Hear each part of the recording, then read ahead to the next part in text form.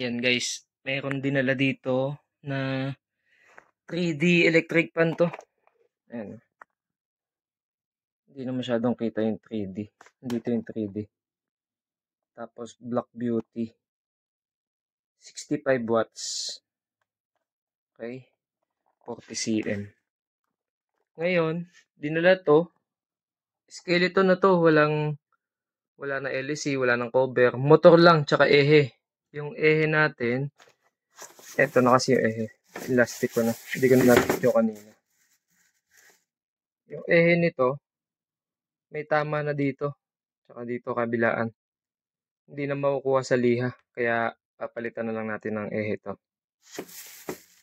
Ito na yung bushing niya. Yung bushing niya. Napakadumi. Stock up na pala to. Yun lang ang nakita kong sira niya. Tsaka yung capacitor. Yung capacitor na isa. Ay, ito pala. Ito. Ito nakalagay dito. 1.8.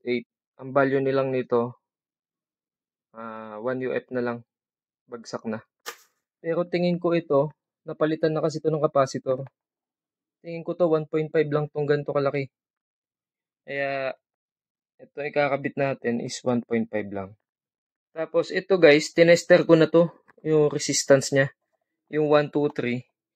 Yung 1, 2, walang problema pag pinindot mo. 1, 2, meron. Yung 3, pag pinindot mo, diniinan mo siya ng ganyan. Meron. Pero pag binitawan mo, nawawala yung contact. Kaya bubuksan din natin yung control niyan. Unahin lang natin tong taas.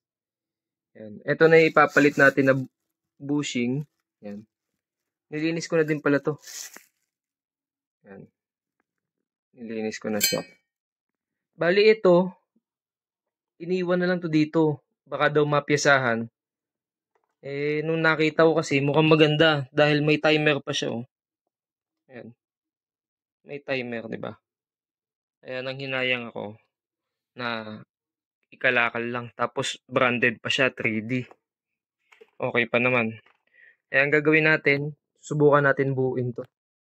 Bali, ang bibilin ko lang dito ngayon is etong shafting, yung ehe niya, at yung foam para dito. Kasi yung foam niya, wala na. Ayun, oh. Nagdikit-dikit na siya. Okay, balikan ko kayo mamaya pagka nakabili na ako. Ito na guys. Naikabit na natin yung bushing. Ayan, oh. Bushing tsaka yung oil foam. Bago na yan. Lalagyan na din natin ng oil. Pati itong isa. Ayan. Bago na din yan. Ito na din yung bago natin shafting. Yung luma. Ayan. Kitang-kita naman yung tama. Kabit lang natin. Tapos testing na agad.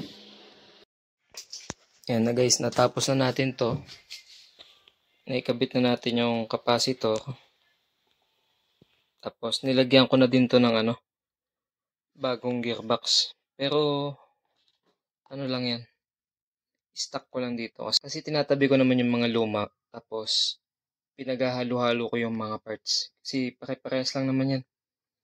Tapos yung mga tornilyo niya, kinumpleto ko na din. Ito, gumagana na yung timer. Kinonect na din natin. Wala lang ako knob. Wala akong makita dito. Ngayon, testing na lang tayo. Yan. 1. Yun, no. Gumagana na. 2. 2. Diba? 3. Okay na guys. Kung nakatulong tong video natin na to, please like, share, and subscribe guys. Salamat! Yan na guys, final test tayo. Nakumpleto na natin yung accessories. Nalagyan natin ng screen, ng blade, ng cover dito sa likod, tsaka ng pang steady. 1.